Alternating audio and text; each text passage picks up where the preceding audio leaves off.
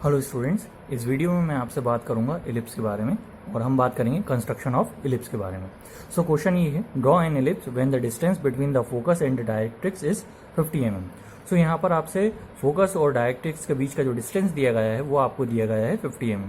सो सबसे पहले हम क्या करेंगे, एक लाइन ड्रॉ कर लेते हैं डायरेक्ट्रिक्स जिसे हम कहते हैं, and after that mark a mid point in between the directrix. Directrix को नाम दे दीजिए डी डैश से डी। अब यहाँ पर उसके बाद क्या कीजिए, आप यहाँ पर एक वर्टिकल एक्सिस वर्टिकल लाइन खींचने के बाद एक हॉरिजॉन्टल एक्सिस ड्रॉ कर लीजिए। एक लॉन्ग हॉरिजॉन्टल एक्सिस ड्रॉ कीजिएगा यहाँ पर, बिकॉज यहाँ पर एलिप्स के केस में ऐसा ही होता है। सो ये प्रिंसिपल एक्सिस हो गई आपकी ए से बी। नाउ अब आपको पहले ही बता दिया गया है कि डायरेक्ट्रिक्स और फोकस के बीच का डिस्टेंस कितना है, आपका 50 mm है। So mark 50 mm on it. 50 mm आप मार्क कर दीजिए हाथों हाथ। यहाँ पर क्या हो जाएगा, आपका ये फोकस हो जाएगा। अच्छा स्टूडेंट्स, आपको पता ही है कि इलिप्स के केस में इसेंट्रिसिटी क्या होती है, इक्वल टू 2/3 का रेशियो होता है। तो ये इक्वल टू क्या होता है, VF upon AV, VF upon AV। सो इसका मतलब VF कितना रहेगा, 2 + 3 कितना हो जाते हैं, आपका 5 का रेशियो हो जाता है। सो A से लेके F तक का डिस्टेंस 50 mm है, तो इसलिए आप इसको कितने पार्ट्स में डिवाइड कर देंगे, 5 पार्ट्स में डिवाइड कर दीजिए। 1 2 3 4 5 पार्ट्स में डिवाइड कर दीजिए। देन उसके बाद आपको दिख रहा है कि V से F तक का डिस्टेंस कितना है, 2 पार्ट्स में रहेगा। तो यहाँ पर पॉइंट V मार्क करके यहाँ पर V पॉइंट आप मार्क कर दीजिए।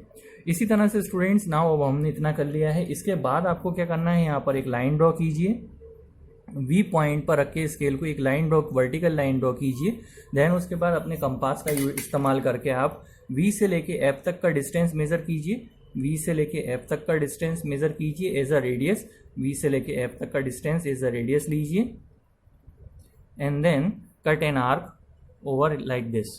Draw an arc over like this. Mark a point E over here. ठीक है, इसके बाद जैसे आपका ये पॉइंट E होगा, then join AE and draw a line. A से लेके E तक का लाइन एक ड्रॉ कीजिए। सो ये A से लेके E तक का लाइन हमने ड्रॉ किया आगे तक, यहाँ तक स्टूडेंट्स।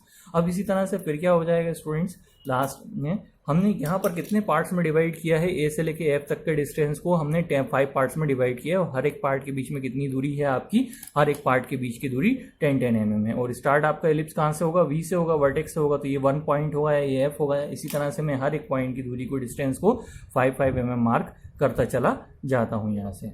आप चाहें तो स्केल से भी इसको कर सकते हैं। यहाँ पर ये कंपास से मैंने मेजर कर लिया है। यहाँ पे एक arc, then second arc, then third arc.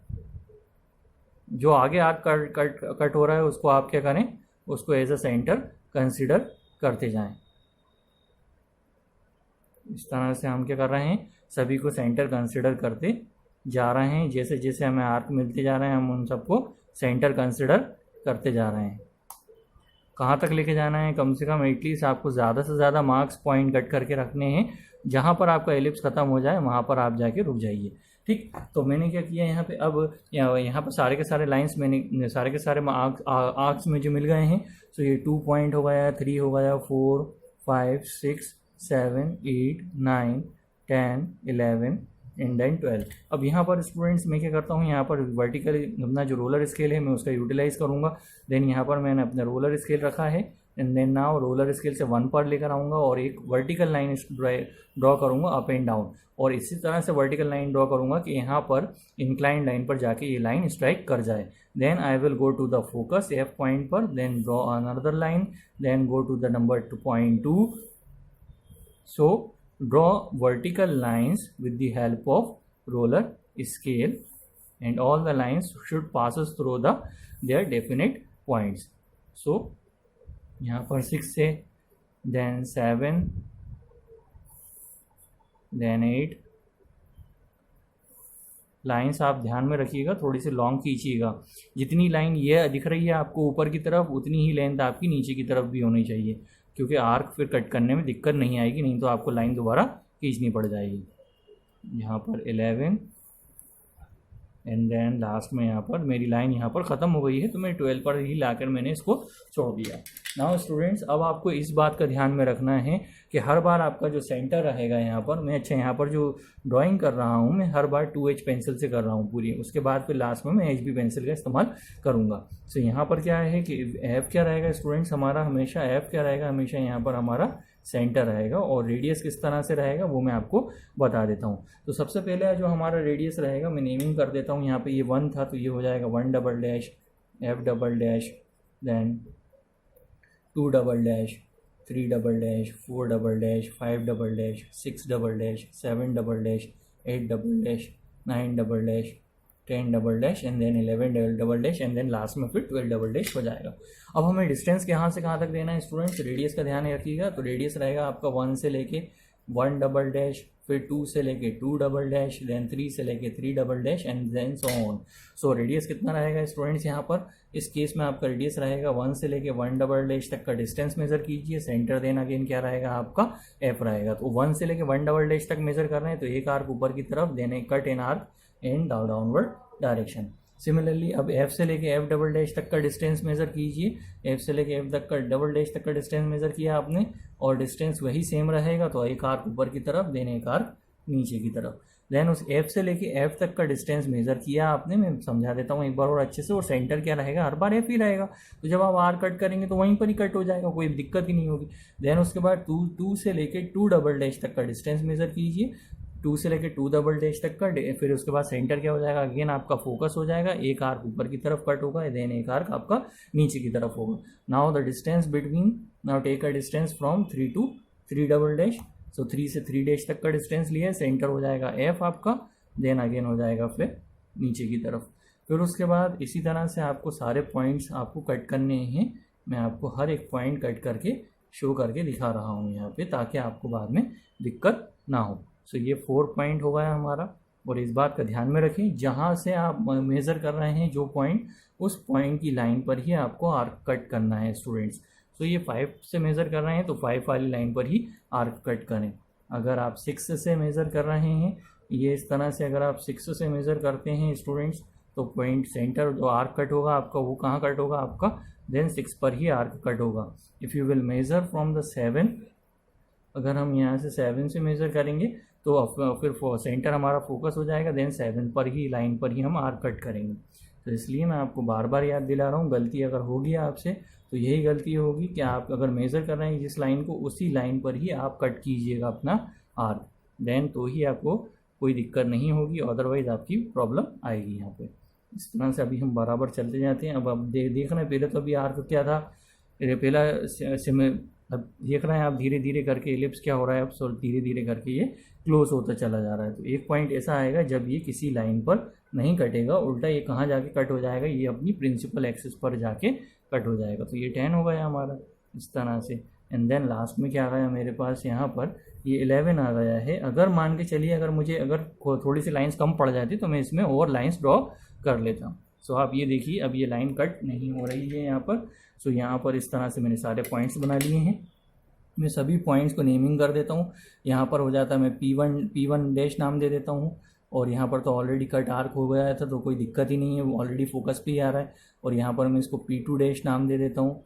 यहाँ पर आर्क कट हुआ है तो P3 dash, then P4 dash, then P5 dash, P6 dash, P7 dash, P8 dash, P9 dash, P10 dash, P10 dash and then last में फिर इसको यहाँ पर आके आप P पॉइंट दे सकते हैं। ठीक है, अब उसके बाद P1 डैश दिया था आपने, नीचे की तरफ आप नाम नेमिंग कर दीजिए P1, then P2, then P3, then P4, then P5, then P6, then P7, then P8, then P9, then P10, then P11 similarly, and then last में क्या आया, P point आ गया। Now join all the points with the dot dot line. Now join all the points with the dot dot line by using the 2H pencil. By using the 2H pencil.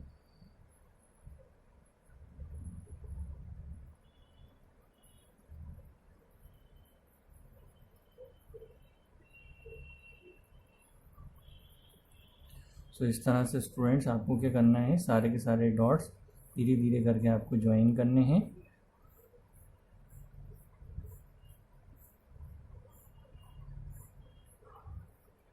सारे के सारे dots को आप dot dot करके join करिएगा slow hand से।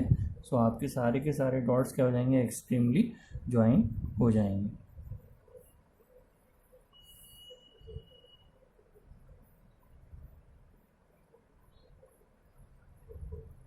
ठीक है, चलिए। सो ये सारे के सारे डॉट्स हमने ज्वाइन कर दिए हैं स्टूडेंट्स। अब हम क्या कर देते हैं, अपनी डार्क पेंसिल जो है हमारी 2H पेंसिल का जो HB पेंसिल है, मैं इसका इस्तेमाल करके HB पेंसिल जो है हमारी यहाँ पर जो HB पेंसिल का हम इस्तेमाल कर रहे हैं,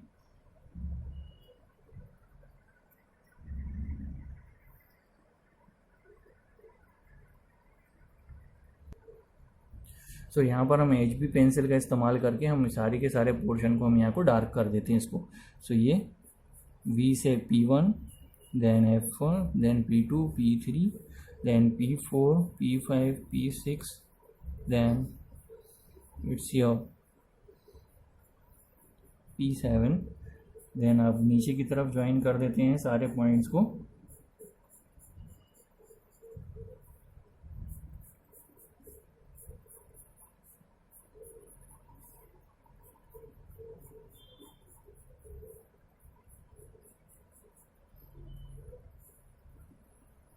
सो ये स्टूडेंट्स इस तरह से आपका क्या तैयार हो गया है, एक तरह से ये आपका एक इलिप्स तैयार हो गया है।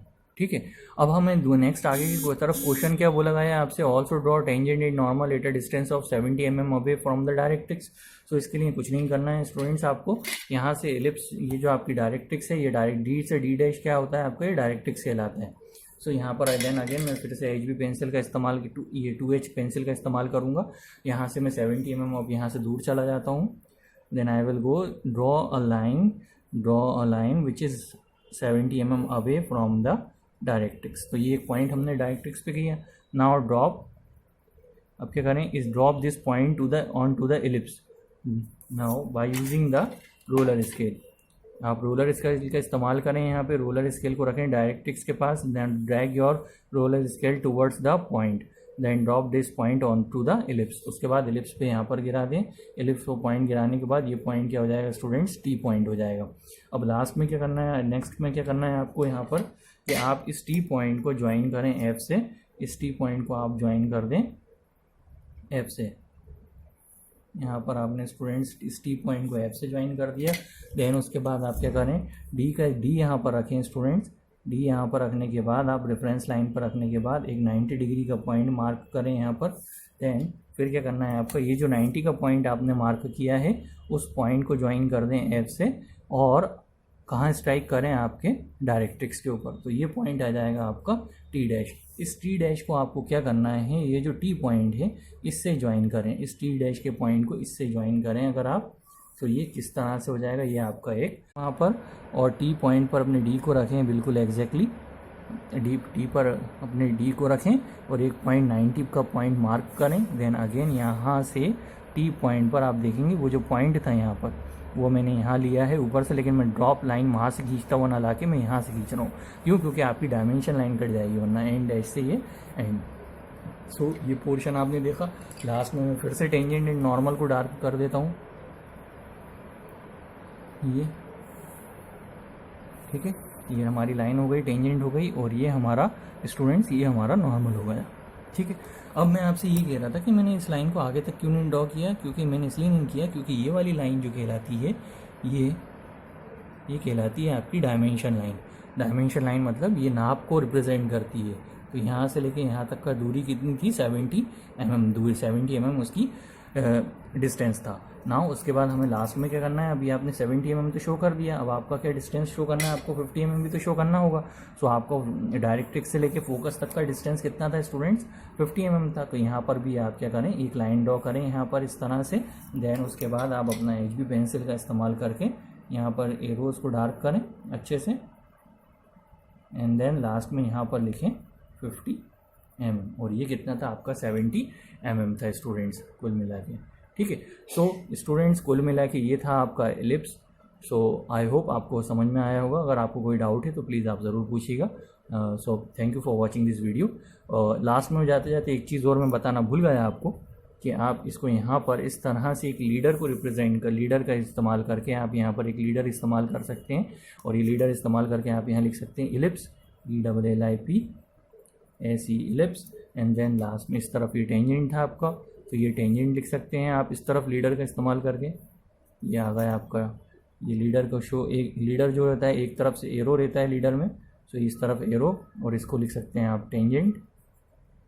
एंड सिमिलरली वे में आपका एक क्या रह गया है, अभी एक टेंजेंट हो गया है, एंड देन आपका एक ये नॉर्मल रह गया है। तो आप चाहें तो इसको ड्रैग करके इस तरफ शो कर सकते हैं यहाँ से कि भाई ये जो है ये मेरा नॉर्मल है, इस तरफ आप शो कर सकते हैं यहाँ पे, ठीक है। ये वाली लाइन जो है यहाँ पर ये नॉर्मल रिप्रेजेंट कर रही है। इसको आप अलग से लिखिएगा थोड़ा सा, है ना, बहुत ज़्यादा हौश पौश हो रहा है यहाँ पे। सो स्टूडेंट्स, मतलब तीनों चीज़ों को आपने जिस सिंबल से रिप्रेजेंट किया है, जिस एनोटेशन से रिप्रेजेंट किया है, उसे हम कहते हैं लीडर। सो स्टूडेंट्स, ये था वीडियो। अगर कोई इसके एलिप्स के बारे में अगर आपको कोई दिक्कत है तो प्लीज़ आप मुझसे क्लास में डाउट पूछ सकते हैं। Thank you for watching this video.